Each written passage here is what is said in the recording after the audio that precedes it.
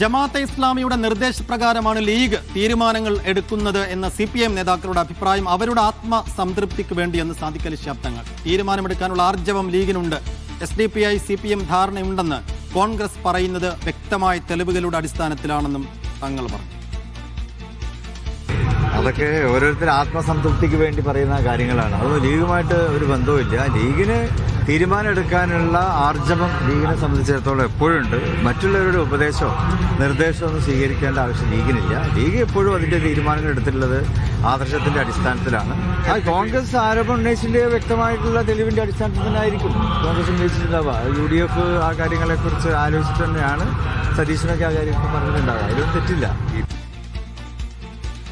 ജംഷീർ കൊടിഞ്ഞ വിശദാംശങ്ങൾ നൽകും. ജംഷീർ, CPMന്റെ മുതിർന്ന നേതാവ് എളമരം കരീമാണ് ഇന്നലെ ലീഗിനെതിരെ പുതിയ പോർമുഖം തുറന്നത്. ജമാഅത്തിന്റെ നിർദ്ദേശപ്രകാരമാണ് ലീഗിന്റെ സ്ഥാനാർത്ഥി നിർണയമെന്ന്.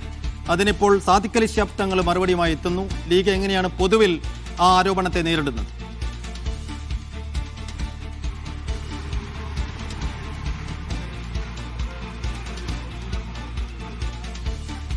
പ്രത്യേകിച്ച് മലപ്പുറത്ത് വേങ്ങരയിൽ ഇടതുപക്ഷ സ്ഥാനാർത്ഥിയെ മത്സരിക്കുന്ന സ്ഥാനാർത്ഥിയും അവരുടെ കൂടെയുള്ളവരുമൊക്കെ ആ പ്രചരണം ഏറ്റെടുത്ത് മണ്ഡലത്തിൽ പ്രചരിപ്പിക്കുന്ന ഒരു സാഹചര്യവും ഉണ്ട്. ഈ ഘട്ടത്തിലാണ് ഇപ്പോൾ ഇതുമായി ബന്ധപ്പെട്ട് പാണക്കാട് സാദിഖ് അലി ശിഹാബ് തങ്ങളുടെ പ്രതികരണം നമ്മൾ തേടുന്നത്.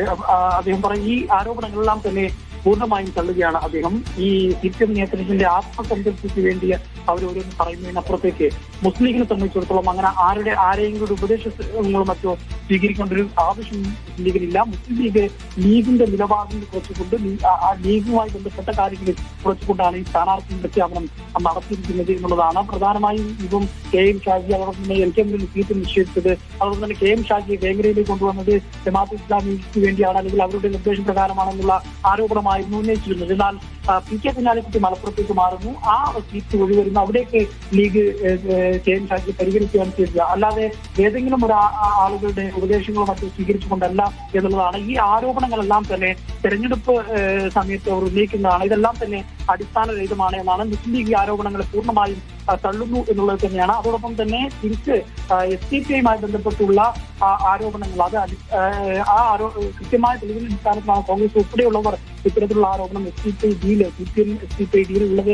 എന്ന അടക്കമായി തിരിച്ച് SDPIയുമായി ബന്ധപ്പെട്ട് അവരുടെ ഡീലിൽ തിരിച്ചു ചോദിക്കുകയും ചെയ്യുന്നത്. ഏതായാലും ഈ CPMന്റെ ഈ ആരോപണങ്ങളെ ചെറുക്കാൻ തന്നെയാണ് ലീഗിന്റെ തീരുമാനം. ശരി ജംഷീർ.